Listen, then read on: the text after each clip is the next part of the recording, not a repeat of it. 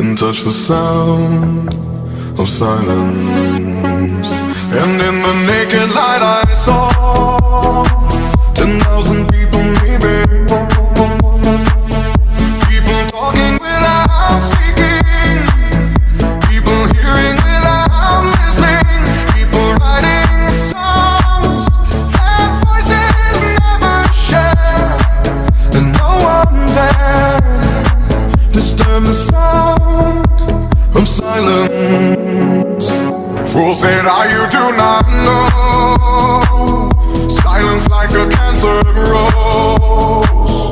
Hear my words and I might teach you.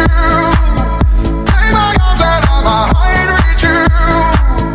But my words, like silent raindrops fell and echoed in the wells of silence.